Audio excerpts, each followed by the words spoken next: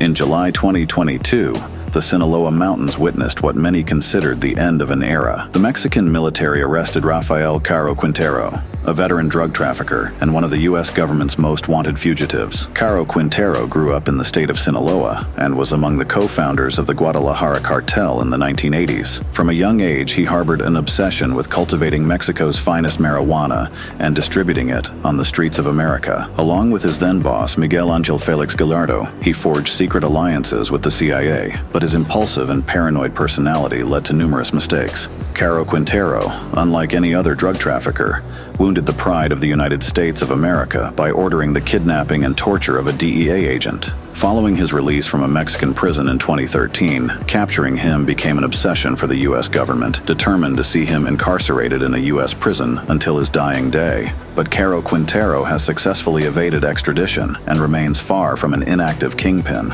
He is running his lethal cartel from his jail cell, waging a battle against none other than the Chapitos, the sons of his former friend, Joaquín El Chapo Guzmán. In this episode of Illicit Investigations, we explore the life of Rafael Caro Quintero, a living legend of the Mexican mafia who once built the world's largest marijuana field, maintained secret connections with the CIA, and damaged the pride of the United States like no other cartel boss. After decades of alliance with Joaquín El Chapo Guzmán and Ismael El Mayo Zambada, he is now leading a war against those factions of the Sinaloa cartel from a Mexican prison. Stay tuned and don't miss any detail of the fascinating story of a man who sparked a rivalry between the CIA and the DEA.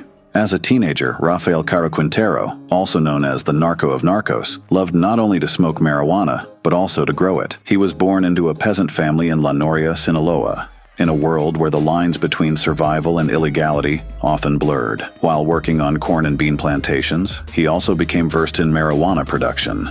As a young man, he moved to Caborca, Sonora, a town that would later play a pivotal role in his life. In his early 20s, he returned to Sinaloa to concentrate on marijuana plantations, a verdant wave across the region that symbolized not just a plant, but a promise of escape, a route charted not in dreams but in dollars. Acquiring more land for his operations drew the attention of drug traffickers like Pedro Aviles Perez and Ernesto Fonseca Carrillo, aka Don Neto. They introduced him to Miguel Ángel Félix Gallardo, who by the late 1970s was leading the formation of the Guadalajara cartel, and they eventually invited Caro Quintero to become a founding member of Mexico's first large-scale criminal organization. By his late 20s, Rafael Caro Quintero's name had become synonymous with the booming trade of marijuana and heroin. As one of the architects of the Guadalajara cartel, he amassed millions of dollars and significant power. Miguel Ángel Félix Gallardo, the cartel's mastermind, connected him with high-level politicians, military, and federal police commanders like Juan José Esparragosa Moreno,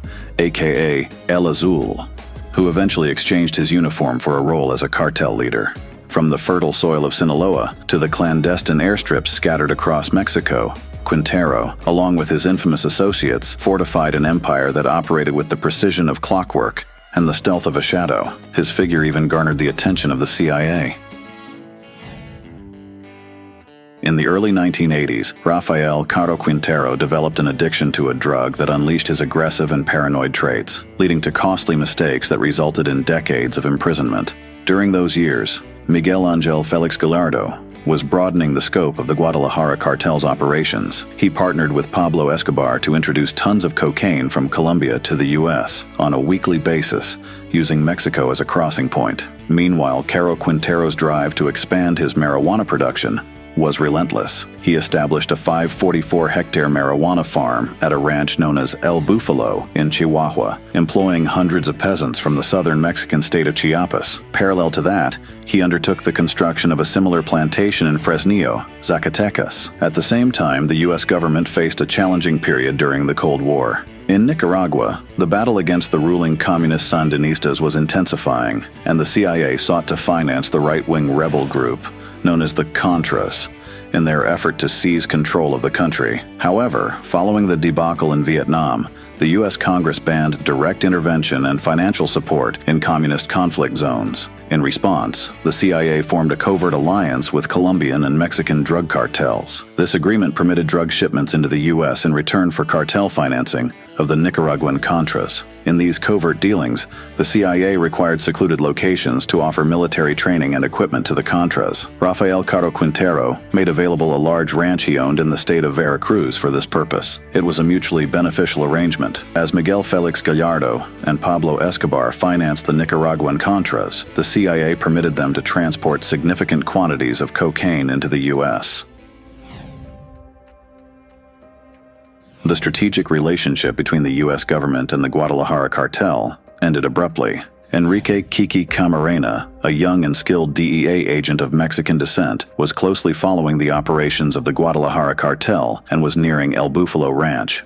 In November 1984, after taking aerial photographs of the vast marijuana plantations and sending them to Washington, D.C., around 450 Mexican Marines and DEA agents raided El Búfalo, destroying the marijuana crops. Rafael Caro Quintero, driven to extremes, conspired with Miguel Félix Gallardo and with the aid of local and state Mexican police officers, devised a plan to kidnap and torture Kiki Camarena to obtain information.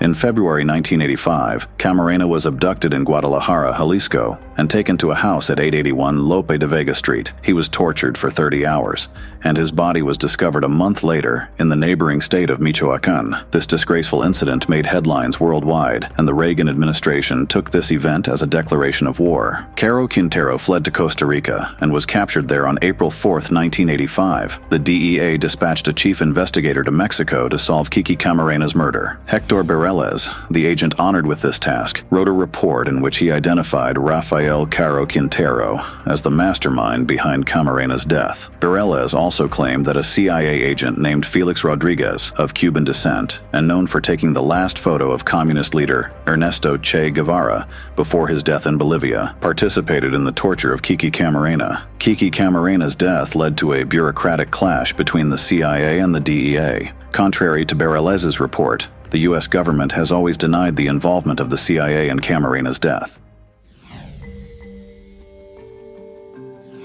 Rafael Caro Quintero was sentenced in Mexico to 40 years in prison for the murder of Kiki Camarena and other drug trafficking-related crimes. Through legal maneuvers, he avoided extradition to the U.S., and in 2013, after spending 28 years in various federal prisons in Mexico, he was released. At the time of his first arrest back in 1985, he appeared confident during a press conference when a reporter inquired about the U.S. government's intention to have him extradited. Quieren extraditarte a Estados Unidos.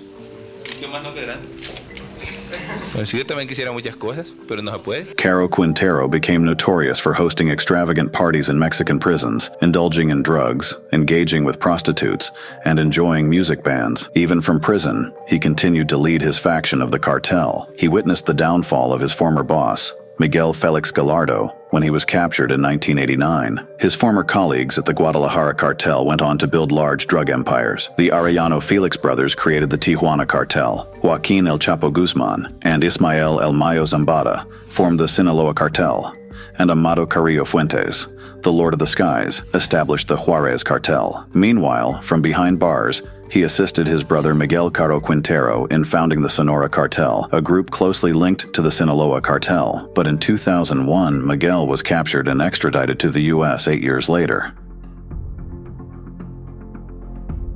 In 2013, at the age of 61, Rafael Caro Quintero was released from prison following a surprising court decision that incited the ire of the United States government. Many believed that he would retire after eluding the final 12 years of his sentence. However, Caro Quintero took refuge in the Sinaloa Mountains and resumed his narcotics operations. This time, he introduced new products and formed new alliances. Caro Quintero operated along the Sinaloa-Sonora corridor, extending to the border crossings of Nogales and Sonoita into Arizona, trafficking marijuana, heroin, methamphetamines, and cocaine. The Sonora Cartel, rebranded as the Caborca Cartel, was established in the same town where Quintero spent his youth. He acquired significant territory in Sonora, including the port of Guaymas, to facilitate the import of precursor chemicals for methamphetamine production from Asia. Quintero forged alliances with the FARC guerrilla group in Colombia to secure cocaine shipments. In Mexico, he collaborated with the Beltran Leyva cartel under the leadership of Fausto Isidro Meza Flores, also known as Chapo Isidro. This partnership bolstered his influence in states such as Sinaloa, Quintana Roo, Guerrero, and Chiapas, ensuring a steady flow of narcotics. His alliance with Chapo Isidro also provided Quintero with support in his confrontation with the Sinaloa cartel. In 2016, the Mexican magazine Proceso conducted a clandestine interview with Caro Quintero, who was then wanted by the U.S. government, which had offered a $20 million bounty for his capture. In the interview, Quintero denied any involvement in drug trafficking. Yo dejé de ser narcotraficante desde el 84. Jamás lo voy a volver a hacer. Yo no quiero saber absolutamente nada con el narcotráfico. Nevertheless, the Mexican military possessed a detailed intelligence report outlining the Caborca cartel's operations. Rodrigo Páez Quintero, one of his nephews, played a key role as his main lieutenant in Caborca, engaging in a lethal conflict in northern Sonora with Ivan Arquivaldo and Jesus Alfredo Guzmán Salazar, known as the Chapitos, and their allies, the Salazar brothers. Another nephew, José Gil Caro Quintero, alias Pelo Chino, was responsible for receiving drug shipments from South America. Caro Quintero's network extends across Mexico, owning various businesses including gas stations, construction firms, and even a shoe factory. Under intense U.S. pressure, the Mexican government recaptured him in July 2022 in San Simón, Sinaloa. Confidential sources claim that Ismael El Mayo Zambada tipped off the military to Quintero's whereabouts. In April 2023, Rodrigo Páez Quintero was arrested in Sonora. Despite these setbacks, the Caborca cartel persists in its struggle for control of the Sonora-Arizona corridor. Under the leadership of Pelo Chino, who allegedly continues to receive instructions from his jailed uncle, the cartel battles against the Chapitos continue, leading to rampant violence in northern Sonora. In September 2023, Mexican media outlets reported that Rafael Caro Quintero underwent prostate surgery to remove a tumor in a hospital in Toluca and was subsequently returned to prison. Given his advanced age and deteriorating health, it seems increasingly unlikely that the United States will ever bring the kingpin, who has greatly harmed American pride, to justice. This is Illicit Investigations. Subscribe now to our channel to go beyond the headlines.